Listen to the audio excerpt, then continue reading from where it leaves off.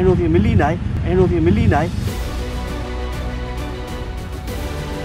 DC अदमिया ASP साहब ये ब NOC हुई DC अदमिया ASP साहब ये ब NOC हुई।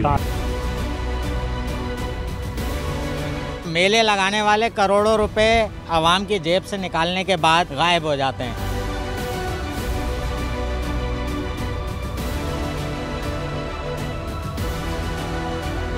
ये कौन जाहिल लोग बैठे हुए हैं ओहदों पर, उन्हें मालूम भी है कि ये पाबंदी लगी हुई है, उसके बावजूद उन्होंने किस मफाद के तहत जो है ये परमिशन दी है।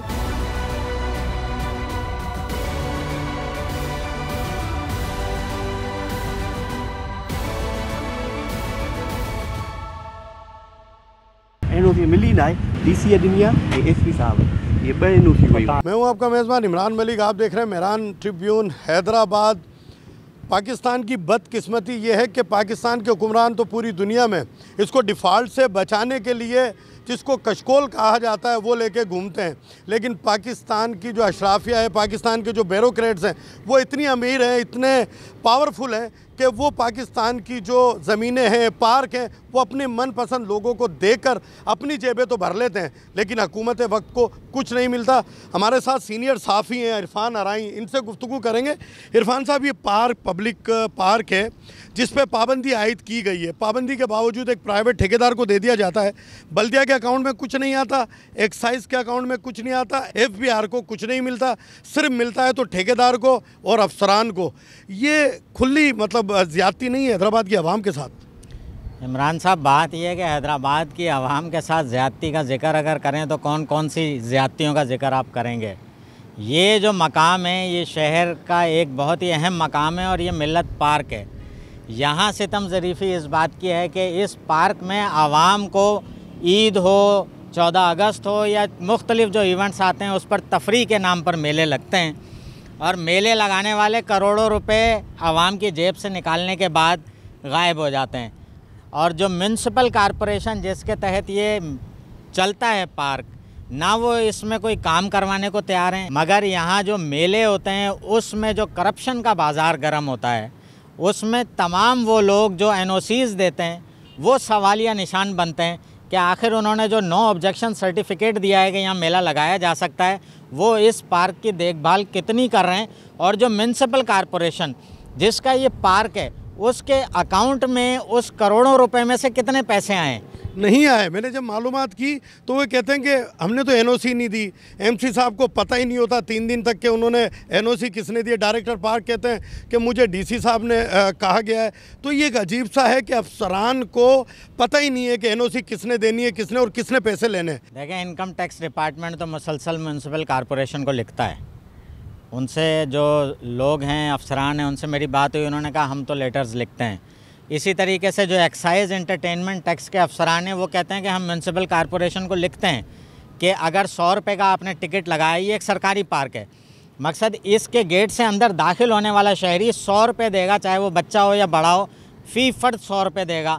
किस कानून के तहत पार्क में दाखिल होने पर 100 रुपये देगा? सिंध हुकूमत ने वाज़े तौर पर ऑर्डर जारी कर रखा है। सबसे ख़तरनाक जो सितम ज़रीफ़ी है, कानून की जो खिलाफ वर्जी, वो ये कि सिंध हुकूमत ये कहती है कि पार्क आवाम के लिए है और उसमें दाखिले के किसी से आपने पैसे नहीं लेने।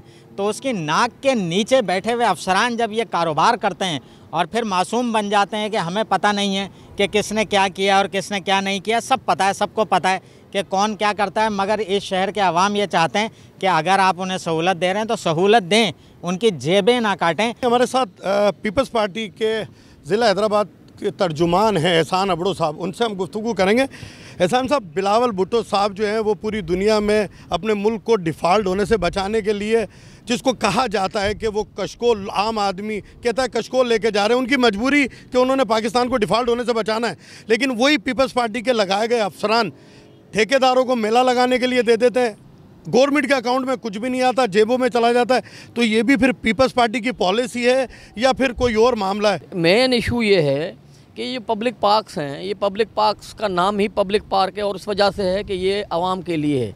यहाँ पर टिकट लगा करके और मेले लगाना, ये करना, ये सरीहन कानून की खिलाफ वर्जी है और जो लोग इसमें मुलविस हैं उनके खिलाफ सख्त तरीन कार्रवाई होनी चाहिए। नहीं, मैं आपको सितम ज़रीफ़ी एक और चीज़ बताऊं कि अवाम के साथ तो है, उनकी जेबों पर डाका डाला जा रहा है, लेकिन सरकार के अकाउंट में भी कुछ जमा नहीं हो रहा।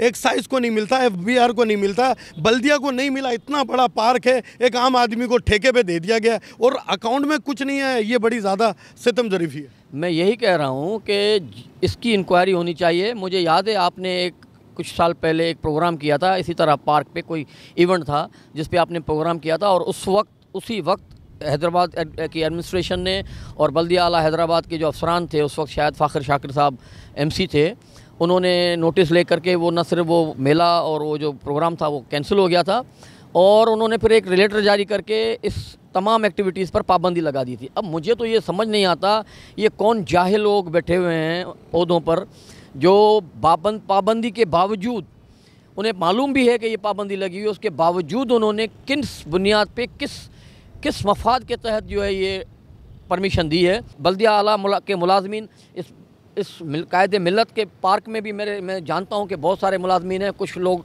मेरे पास कंप्लेन लेकर आए कि हमें 6 महीने से 8 महीने से तनख्वाह नहीं मिल रही। जब आप मुलाजमीन को, कच्चों को आपने निकाल दिया, उनको तनख्वाहें नहीं दे रहे, उसके बाद आप 50-50 लाख करोड़ रुपए प्लाजों से, ये इन प्लाटों से कमा रहे हो और ख़ुद खा रहे हो। बल्दिया के अकाउंट में 1 रुपया नहीं जा रहा। किसी सरकारी डिपार्टमेंट को जिनको टैक्स मिलना चाहिए उनको टैक्स नहीं मिल रहा। तो ये तो खुली लूटमार है। मैं ख़ास तौर पे जो नए हमारे इलेक्टेड मेयर हैं, मेरे दोस्त, मेरे भाई काशिफ शोरो साहब, मैं उनसे भी मुतालबा करता हूँ कि काशिफ साहब, ये आपकी साख पर, क्योंकि आप अभी मुंतखब हुए हो और आपकी साख पर ये जो है सवालिया निशान है, आपकी साख को ये नुकसान पहुंचाने की साजिश है। इन अफसरान को, जो अफसरान इसमें शामिल हैं, उनका मुहासबा कीजिए और जितने पैसे ये लगते हैं उनके जेबों से निकलवाए। आपने दोनों मेहमानों की गुफ्तगू सुनी। एक तरफ तो बल्दिया के मुलाजमीन अपनी तनख्वाह की अदम फराहमी की वजह से बुरा हाल है, उनकी फैमिली के खर्चे नहीं चल रहे। दूसरी जानिब इस बेती गंगा में बहुत सारे वाइट कॉलर लोगों ने अपने हाथ धो के अपनी जेबें भरकर हैदराबाद शहर के साथ ज्यादतियों का सिलसिला जारी रखा हुआ है। कैमरामैन माहिर अली के साथ इमरान मलिक, मेरान ट्रिब्यून, हैदराबाद।